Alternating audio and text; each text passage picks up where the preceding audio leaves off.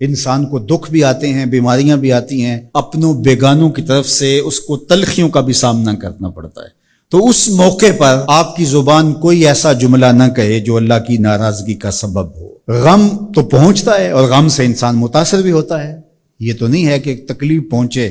غالب نے کہا تھا روئیں گے ہم ہزار بار کوئی ہمیں ستائے کیوں۔ تو جب سینے میں دل ہے تو کوئی دکھ دے گا تو دکھی ہوگا، دل بے چین ہوگا۔ تو فرمایا کہ جب تکلیف پہنچے تو مدد کس سے طلب کرو؟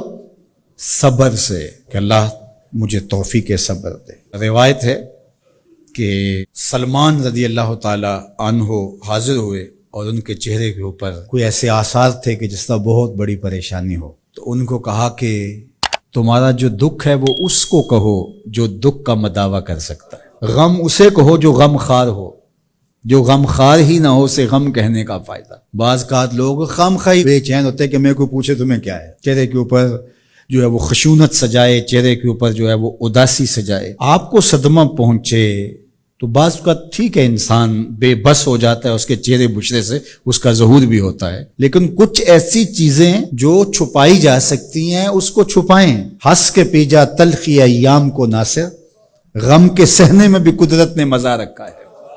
غم برداشت کریں، اندر اتار لیں اس کو، اس کا اجر رکھا گیا ہے، اس کا صلہ بتایا گیا ہے۔ تو ہر چھوٹی چھوٹی بات کو لوگوں سے شیئر کرنا یہ نہیں ٹھیک ہے، کبھی آپ کوئی ایسی بات ہو آپ کر بھی سکتے ہیں، لیکن ہر وقت جو ہے وہ اکتائے ہوئے رہنا اور میں پریشان ہوں، میں پریشان ہوں، میں دکھی ہوں، میں دکھی ہوں، تو کیا وہ دکھ ختم ہو جائے گا؟ لوگ مہندی سجائیں گے تیرے لہو سے، لوگ مہندی سجائیں گے تیرے لہو سے، زخم دل کے نہ دکھاؤ کسی کو۔ لوگ تو اس سے طرح مذاق بھی اڑائیں گے، اور جب تم ہنستے ہو تو زمانہ تمہارے ساتھ ہنستا ہے، اور جب تم روتے ہو تو زمانہ تمہارے ساتھ نہیں روتا۔ اس لیے یہ آنسو بڑے قیمتی ہیں، وہی بہاؤ جہاں شان کریمی موتی سمجھ کے چن لے۔ یوں ضائع نہ کرو، یوں ان کو برباد نہ کرو، لوگوں کے سامنے رسوا نہ کرو اپنے آپ کو۔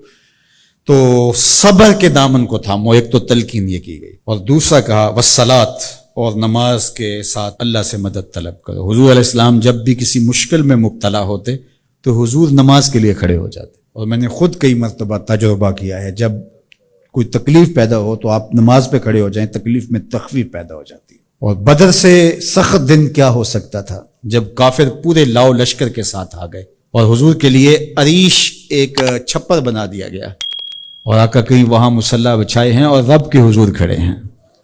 مشکل کے وقت جب کوئی سبب نہ رہے تو اس کے حضور آ جاؤ، وہ تمہاری ضرورتوں کا کفیل ہے۔ وَإِنَّهَا لَكَبِيرَةٌ إِلَّا عَلَى الْخَاشِعِينَ، اور یہ بہت بھاری ہے نماز پڑھنا اور صبر کرنا، لیکن جو اللہ کا خوف سینے میں پالنے والے لوگ ہیں، رکھنے والے لوگ ہیں، ان کے لیے مشکل نہیں ہے۔ بچے کو صبح اٹھائیں آپ نماز کے لیے تو وہ اٹھتا ہی نہیں ہے، بار بار کہہ کے اس کو اٹھانا پڑتا ہے، اور اس نے سوات کی سیر کے لیے جانا ہو اور دوستوں کو ٹائم دیا ہو، تہجد کے وقت ہی تیار ہو کے بیٹھ جاتا ہے۔